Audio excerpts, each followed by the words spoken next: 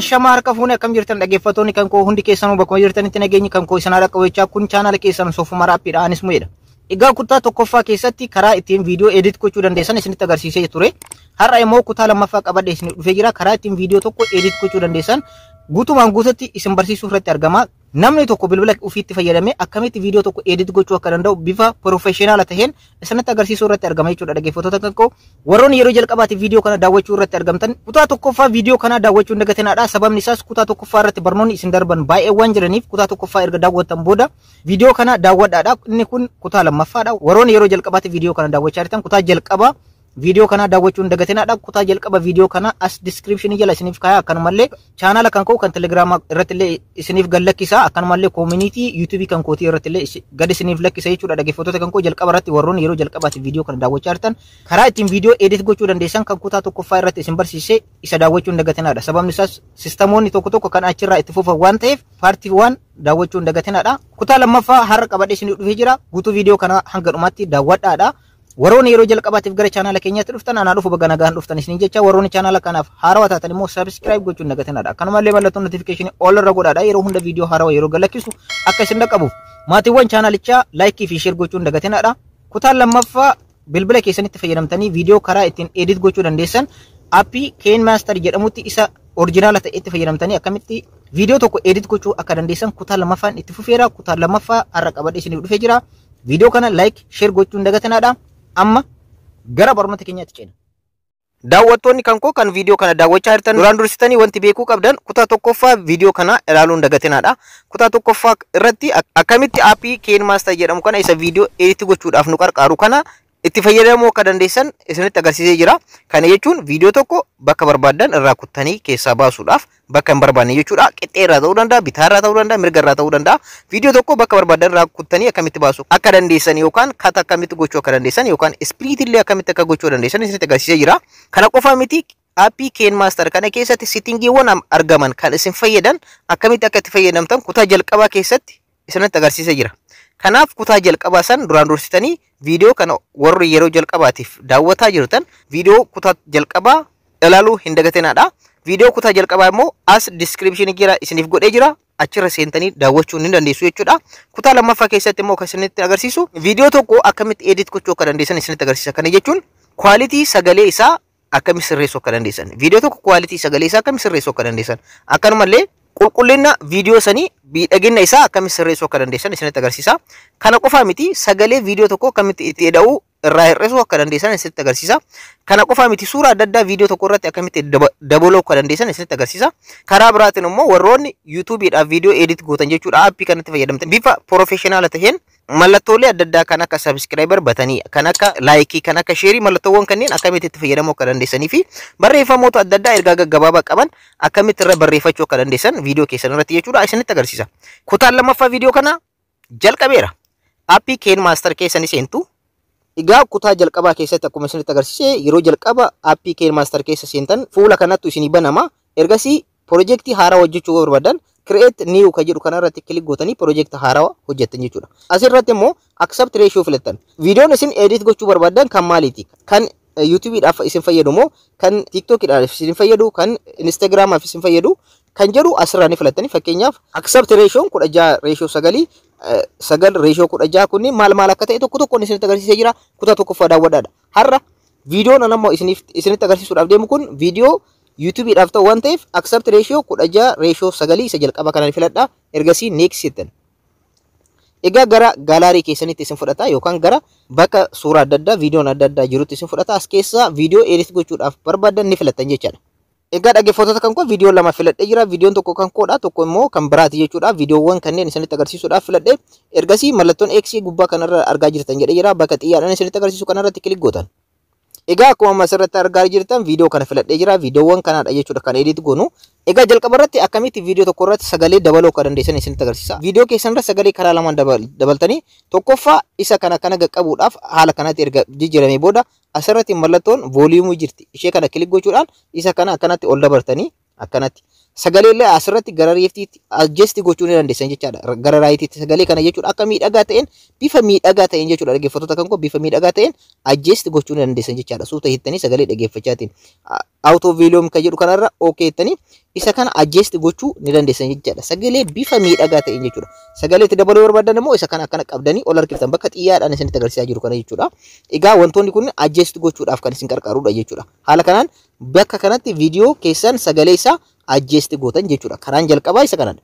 Karaan lammaffaa immoo ammallee viidiyoo kanarratti okay hittanii akkana gabbuutanii jechuudha dhaggeeffattoota kan koo volume involve kan jira volume isa jedhu kanarratti kilik gootanii ergasii immoo isa kana qabdanii akkana ol harkiftan jechuudha dhaggeeffattoota kan koo sagalee kana isa kana gara dhumaaf geessitan jechuudha. Gara viidiyoo kana qastiiwwan lamatu jira asirra akkuma margartan isa kana tuquudhaan garanatti akkasiniif deemu gootu jechuudha. Egaa isa kana akkanatti ol dabaluu fi gad hir'isuu ni dandeessu jechuudha dhaggeeffattoota kan koo akkanatti fuudhaa yoo deemtan hir'ataa deema gubbaa kanarratti jechuudha. Akkana ol qabaa ni deemta jechaadha. Karaa kana lamaan sagalee viidiyoo tokko irratti dabaluu ni dandeessan jechaadha.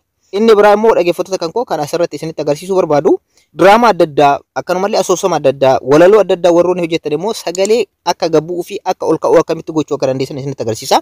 Asuma irratti jechuudha viidiyoo sana irratti ogeettanii ergasii immoo akkuma argartan volume bakka jedhu kanarra dhuftanii bakka xiyyaadhaan isinitti agarsiisaa jiru kanarra dhuftanii isarra ogeettan. Ergasii dhaggeeffattoota kan koo volume kan argaa jirtan jedhee yaada. Volume kun akka dabaluu fi akka hir'atu ni gootu jechuudha haala kanaan.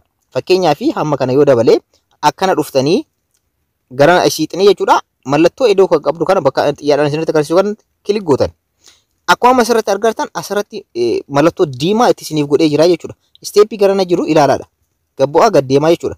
Akkanatti ol kaasuu ni dandeessan. Argartanii akkanatti ol ka'aa deemaa jechuudha. Argartan jedhee ammas asirratti mallattoo iddoo kanarratti okay jettan ol ka'ee naannoo kana gahaa jechuudha. Garanatti illee yoo dhuftan gabbuusuu barbaadan fakkeenyaaf volume kun 150 irra jira. Gabbuusuu barbaadan immoo akkam gootanii akkana qabdanii gabbuustanii jechuudha. Kanaafiyyuu ol ka'aa gabbu'aa sagaleen akka deemuu fi walaloo ta'uu danda'a, asoosama adda addaa ta'uu danda'a, bifa miidhagaa ta'een sagaleen akka ol bu'uu fi akka gad bu'u gochuu ni dandeessan jechuudha. Kana jechuun haala kanaan jechuudha dhaggeeffattoota kan koo haala kanaan bifa kanaa jechuudha sagaleen kun ol bu'aa gad deebi'aa dhufa jechuudha. Egaa dhaggeeffattoota kan koo akkanatti bifa kanaan sagalee keessan akka ol ka'uu fi akka gad bu'u gochuu ni dandeessan jechaadha viidiyoo tokko irratti.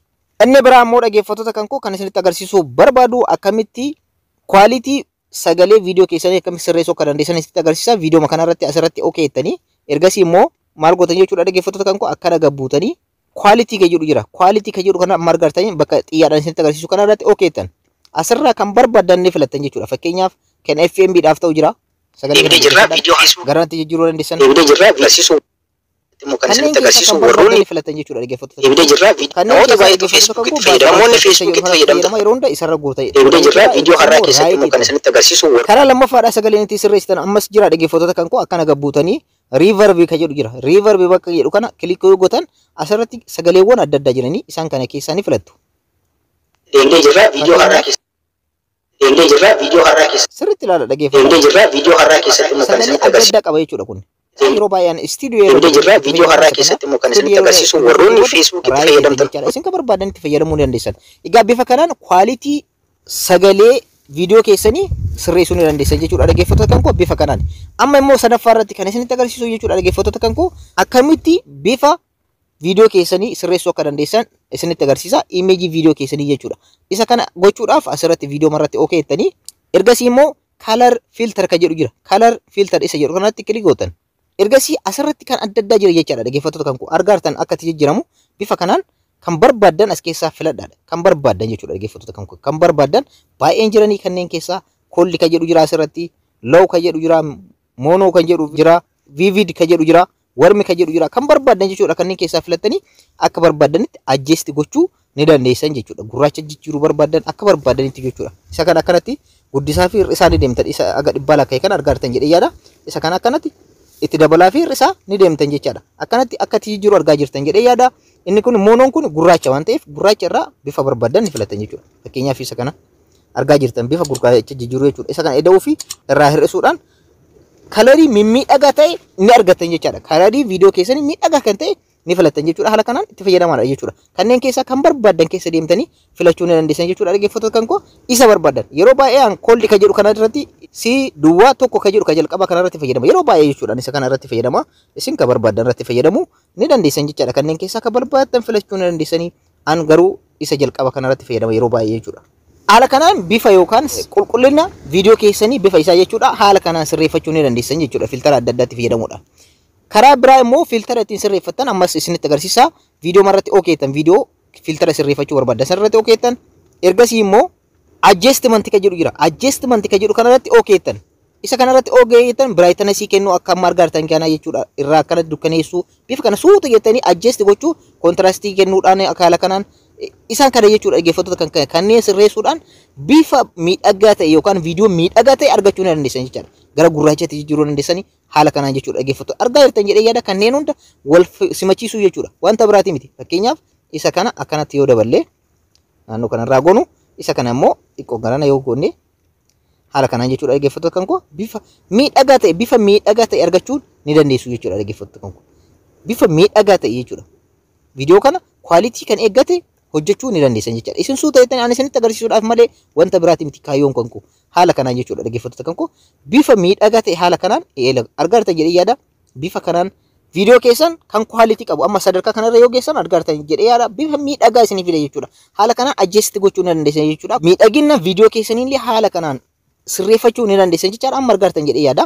haala kanaan sirreessee jira jechuudha egaa karaa kana lamaaniin miidhagina viidiyoo keessanii haala kanaan sirreeffachuu ni dandeessan jechuudha egaa kan biraa immoo dhaggeeffattoota kan koo paartii barbaadan irratti akkamitti suuraa itti dabaluu akka dandeessan viidiyoo kanarratti akkamitti dabaluu akka dandeessan isin agarsiisa fakkeenyaaf viidiyoon kun haala kanaan yoo jalqabe naannoo kanatti suuraa itti dabalachuu barbaadan asirratti laayer ka jedhu irra seentanii ergasii immoo miidiyaa ka jedhu argartan jira miidiyaa isa jedhu kanarra seentan ergasii suuraa barbaadan ni filatan jechuudha amma fakkeenyaaf an suuraa ni filadha egaa amma filannee jira jechaadha dhaggeeffattoota kan koo bifa ajaa'ibaatiin argaa jirtan jedhee yaada egaa suuraa kana akkana guutuu haguuguu ni dandeessan bakka barbaadan kaawwachuu ni dandeessan jechuudha asirra kaachuu ni dandeessan garana kaachuu ni dandeessan isin suuraa ta'uu danda'a loogoo adda addaa ta'uu danda'a waan barbaadan fidanii viidiyoo kana irratti bakka barbaadan irratti edit gochuu ni dandeessan jechuudha ammas dhaggeeffattoota kan koo viidiyoos bifa kanaan fiduu ni dandeessan viidiyoo barbaadan laayer isa jedhu kanarra ni seentanii ammas miidiyaa irra ni seentanii ergasii immoo viidiyoo ni filattu jechuudha egaa akkuma argartan viidiyoo kana filadhee jira jechuudha dhaggeeffattoota kan koo viidiyoodha bakka kana kaa'uu ni dandeessan jechuudha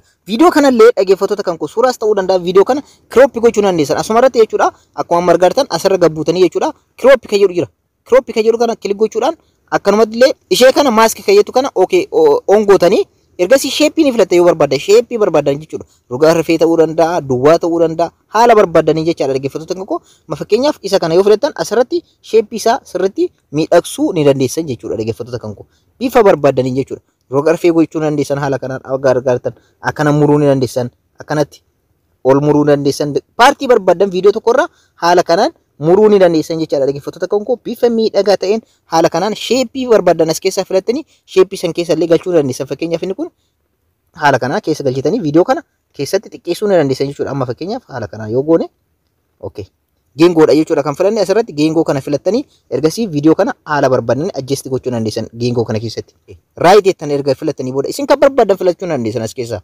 ergasii raayit jettan amma argartan geengoo keessa seenee jira viidiyoon kun jechuudha viidiyoo ture geengoo keessa seenee jira haala amma argartan kanaan viidiyoon kun geengoo keessa seenee jira jechuudha amma sumarratti in animationii hojjechuu ni dandeessan viidiyoo kamirratti yoo viidiyoo tokko irratti ta'ee danda'a suuraa irratti ta'uu danda'a in animationii fi out animationii hojjechuu ni dandeessan fakkeenyaaf viidiyoon kun yeroo seenu haala kamiin seenuu qaba kan jedhudha jechuudha asirratti mee amma isinitti agarsiisuu dhaggeeffattoota kan koo isa kanarratti haala kanaan seenaa asirratti immoo saffisa isaa ni filattu jechuudha haala kanaan slide right kan jedhudha inni kun amma argartan jedhee yaada asirratti viidiyoo ilaaluu dandeessanii haala kanaan jechuudha isinitti bal'isee isinitti agarsiisu viidiyoon kun yeroo seenu akkamitti seena jedhu up ka jedhu yeroo ol ba'u down yeroo gabbu haala kanaan jechuudha kanneen keessaa kan barbaadde yeroo viidiyoon kun seenu kan isinitti agarsiisu filachuu ni dandeessanii kanneen keessaa inni slide right filadha yeroo baay'ee isa kana erga gootanii viidiyoo kana bakka barbaadan kaa'uu ni dandeessan jechuudha haala kanaan haguuguu ni dandeessan akkanumatti illee viidiyoo kana guutuutti haguuguu ni dandeessan akkana bal'isuudhaan haguuguu ni dandeessanii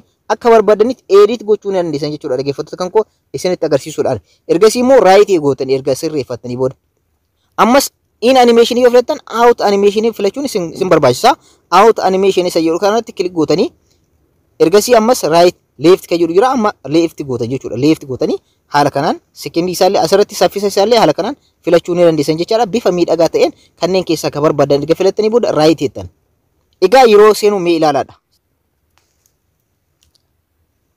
akkati yeroo sun argaa jirtan jedhee yaada isin bakka barbaadan kaatanii adjust gochuu dandeessan jechuudha dhaggeeffattoota kan koo ani sunumatti agarsiisuudhaaf suuraa irratti illee in animation ni filattanii akkuma amma sirratti argatan kanneen keessa gara barbaadeen akka seenu haala kanaan jechuudha. Egaa saffisa isaallee haala kanaan filachuu dandeessanii akkuma amma argatan jechuudha. Suuraas haala kanaan viidiyoo tokko irra fiduu dandeessan. Viidiyoo tokkollee viidiyoo tokko irratti dabaluu ni dandeessan. Bifa kanaan jechuudha itti fayyadamuu dandeessanii out animation in animation haala kanaan bifa miidhagaa ta'een irratti hojjechuu ni dandeessan jechaadha. Isa kana garuu wal qixxeessuu ni dandeessanii haala kanaan jechuudha. Argaa jirtan jedhee paartii barbaadanii erga deemtanii booda irraa kutuu ni dandeessanii sumarratti amma fakkeenyaaf viidiyoo kana kutuu barbaadan paartii kanarratti asirratti mallattoo maqasii jirti ishee gootanii gara bitaatti immoo gara mirgaatti kutuu barbaadan kan isin jedhu jira gara mirgaatti ta'e gara mirgaatti irraa kuttanii haala kanaan jechuudha. Akkanuma isa kanallee wal qixxeessuudhaaf bifuma kanaan jechuudha dhaggeeffattoota kan koo viidiyoo sana irratti okeettanii yookaan suuraa sana irratti okeettanii ergasii mallattoo maqasii jirti ishee kilik gootan raayitiidha moo bitaadha moo mirgaadha isin jedha gara barbaadan irraa erga murtanii booda asirratti raayit gootan jechuudha. Egaa bifa kanaan jechuudha dhaggeeffattoota kan koo viidiyoo tokko irratti illee wantoota adda addaa dabaluudhaan suuraa ta'uu danda'a viidiyoo adda addaa dabaluudhaan bifa kanaan isa miidhagaa ta'e mallattoo subscribe like kanneen irratti dabaluu ni dandeessa jechaadha. Bifa miidhagaa ta'een haala kanaan hojjechuu ni dandeessan jechuudha dhaggeeffattoota kan koo. Egaa dhaggeeffattoota kan koo asirratti wanti naa hubachuu qabdan tokko maalidha? Har'a kan isinitti agarsiisaa jiru akkamitti quality viidiyoo keessanii miidhagina isaa ta'uu danda'a, quality isaa ta'uu danda'a, akkamitti sirreeffachuu akka dandeessanidha. Akkanumallee sagalee akkamitti sirreeffachuu akka dandeessanidha. Kanaafiyyuu asirraa barnoota gahaa akka argachaa jirtan abdiin qaba. Egaa guutumaan guututti asirraa waan gaarii akka hubattan abdiin qaba jechuudha. Kutaa darbee keessatti akkamitti muuziqaa tokko gara viidiyoo kanarratti dabaluu akka dandeessan isinitti agarsiisee jira. Har'as bakka barbaadan irratti muuziqaa dabalachuu dandeessanii muuziqaa yookaan sagalee adda addaa waraabuu akkamitti akka dandeessan kanaan dura isinitti agarsiisee waan jiruuf muuziqaa isa jedhu audio isa jedhu kana kilik gootanii asirra seentanii gaalarii keessanii fooldarii irra seentanii muuziqaa barbaadan jechuudha garaan fiduu ni dandeessan viidiyoo kana irratti jechuudha. Duuba irratti akka taphattu gochuu dandeessan inni akka wajjin taphachuu sirba ta'uu danda'a waan barbaadan jechuudha dhaggeeffattoota kan koo fiduu ni dandeessu jechuudha. Haala kanaan fakkeenyaaf isa kana fiduu barbaadde isa mallattoo iddoo kana kilik gochuudhaan garasii fudhachuu dandeessan jechuudha. Amma dhufee jira dhaggeeffattoota kan eksi gootanii dhagaadha sirriitti.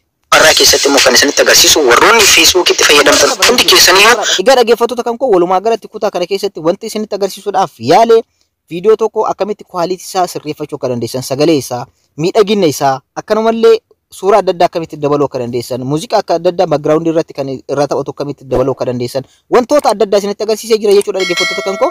Egaa bifa barbaadaniin paartii barbaadan irraa murtanii akka barbaadan erga gootanii booda viidiyoo kana gara meemoorii keessaniitti yookaan istoorii keessanii buufachuu barbaadan asirratti bakka amma isinitti agarsiisaa jiru kanarratti kilik gochuudhaan quality isaa akkuma jalqaba isiniin jedhe haala kanaan filadhaadha. Haa irra godhaadha yeroo hunda haa irra godhaadha. Resolution isaa 80 irra godhaadha. Frame rate isaa 30 irra godhaa yeroo hundayyuu wayi 30 wayi 25 irra godhaadha. 30 baay'ee miidhagaadha. Bifa kanaan erga gootanii booda save gootan jechuudha. Ergasii export gochuu jalqaba. Export isinii godhe gara gaalarii keessanitti isiniif buusa jechuudha. Egaa dhaggeeffattoota kan koo hanga ammaatti barnoota gaarii akka irraa argattan abdiin qaba. Egaa kutaa sadaffaa keessatti immoo wantoota irraa hafan tokko isinitti agarsiisa jechuudha dhaggeeffattoota kan koo. Keen maasterii irratti wantoota adda addaatu jira. Yeroon gahaa waan hin taniif barnoota kan koo kanarraa asirratti xumuree jira. Warroonni yeroo jalqabaatiif gara chaanaala keenyaatti dhuftan ana dhufu bakka nagaan dhuftan hin jecha warroonni chaanaala kanaaf haaraa taatan immoo subscribe gochuun dagateedha. Akkanumallee mallattoo notification all irra godhaadha. Yeroo hunda viidiyoo haaraa yeroo galchisu akka isin dhaqqabuuf maatiiwwan chaanalichaa like fi share gochuun dagateedha. Yeroo biraa viidiyoo biraatiin walitti deebina. Horaa bula.